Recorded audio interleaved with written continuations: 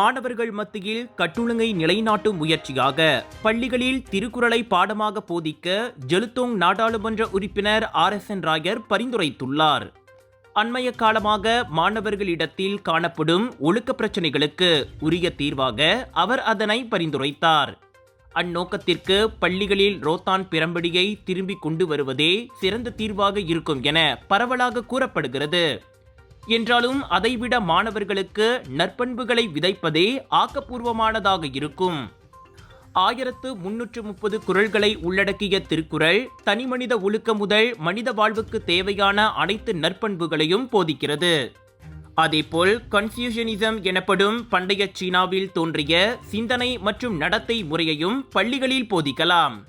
கன்ஃபியூஷஸால் நிறுவப்பட்ட இது சிறந்த வாழ்க்கை தத்துவ முறைகளில் ஒன்றாக உள்ளது. Saya ingin mencadangkan supaya kita juga mengajar falsafah-falsafah bukan saja di sekolah-sekolah vernacular tetapi juga di sekolah-sekolah kebangsaan. Supaya niat yang ikhlas saya tidak disalah tafsirkan oleh pihak-pihak tertentu.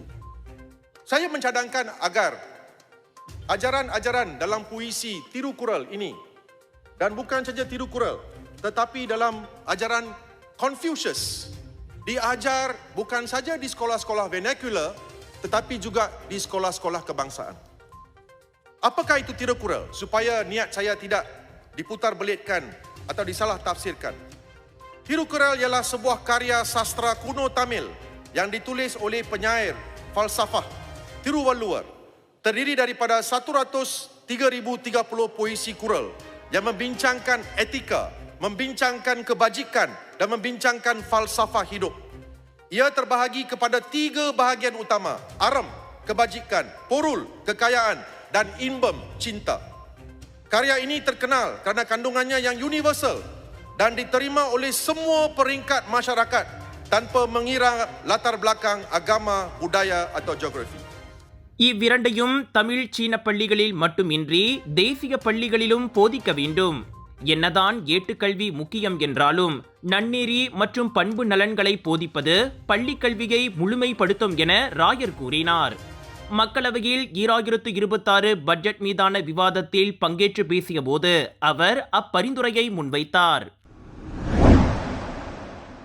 பிப்ரவரி மாதம் பள்ளியில் சேர்ந்த முதல் நாளில் இருந்தே பகடிவதை கொடுமை மற்றும் மிரட்டி பணம் பறிக்கும் மாணவர் கும்பலிடம் பள்ளிக்கு கொண்டு செல்லும் கட்டணத்தை கொடுக்க வேண்டிய கட்டாயத்தினால் பள்ளிக்கு செல்வதில் அச்சத்திற்கு உள்ளாகி இருப்பதாக டமான்சாராவில் உள்ள 15 வயது பள்ளி மாணவன் கூறியுள்ளான். தனது பாதுகாப்புக்காக அந்த மாணவனின் பெயர் வெளியிடப்படவில்லை.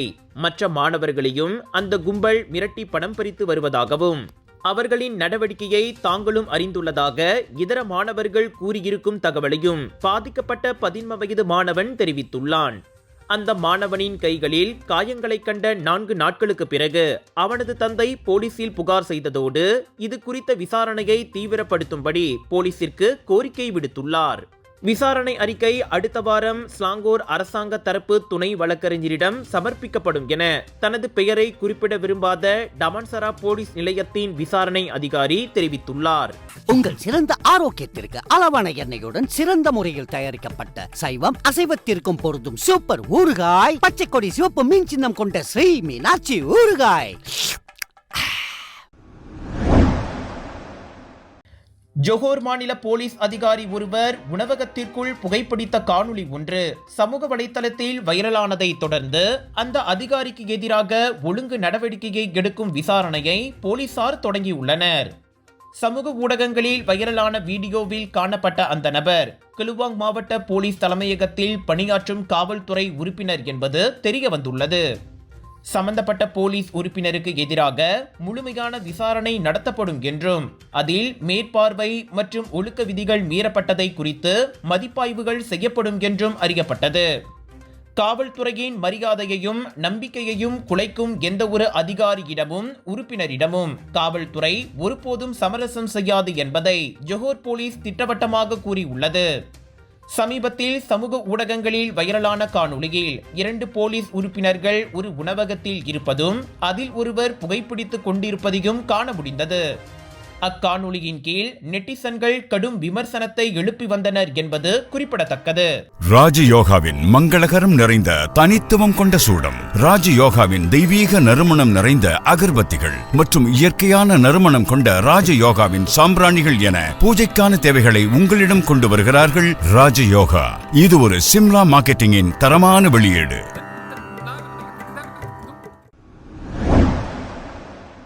பினாங்கு பயாலுபாஸில் ஒரு அலுவலக கட்டடத்தின் 12வது மாடியில் இருந்து 8 சென்டிமீட்டர் தடிமனுக்கு கான்கிரீட் துண்டின் சிதறல்கள் விழுந்ததால் பரபரப்பு ஏற்பட்டது. எனினும் உயிர் சேதமோ அல்லது மோசமான பொருள் சேதமோ எதுவும் ஏற்படவில்லை.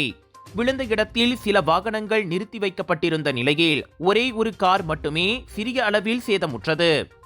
நண்பகல் 12:21 மணிக்கு நிகழ்ந்த அச்சம்பவத்தை அடுத்து தீயணைப்பு மீட்புத் துறைக்கு தகவல் தெரிவிக்கப்பட்டது. அசம்பாவிதம் நிகழாமல் இருக்க அப்பகுதி தனிமைப்படுத்தப்பட்டது. கட்டடவாசிகளும் அங்கு நெருங்க வேண்டாம் என அறிவுறுத்தப்பட்டனர். பராமரிப்பு பணிகளுக்காக கட்டடம் உரியவர்களிடம் ஒப்படைக்கப்பட்டது. கோலாலம்பூர் உயர்நீதிமன்ற நீதிபதி கே முனியாண்டி புத்ராஜயா மேல்முறையீட்டு நீதிமன்றத்துக்கு பதவி உயர்வு பெற்று சென்றுள்ளார். இன்று காலை கூட்டரசு நீதிமன்ற வளாகத்தில் அவர் பதவி உறுதிமொழி எடுத்துக் கொண்டதை நீதிமன்ற தலைமை பதிவாளர் உறுதிப்படுத்தினார். மேல்முறையீட்டு நீதிமன்ற நீதிபதிகளாக புதிதாக பதவி உயர்வு பெற்றுள்ள 8 பேரில் முனியாண்டியும் ஒருவர். மலாயா பல்கலைக்கழக சட்டத்துறை பட்டதாரியான 64 வயது முனியாண்டி 1984ஆம் ஆண்டு தேசிய சட்டத்துறை அலுவலகத்தில் தனது வழக்கறிஞர் வாழ்க்கையை தொடங்கினார். பின்னர் சீனியர் மஜிஸ்ட்ரேட் நீதிபதியாக பணியாற்றியவர் படிப்படியாக உயர்ந்து 2019ஆம் ஆண்டு நீதித்துறை ஆணையர்களில் ஒருவராக நியமிக்கப்பட்டார். பின்னர் 2022ஆம் ஆண்டு உயர் நீதிமன்ற நீதிபதியாக பதவி உயர்வு பெற்றார்.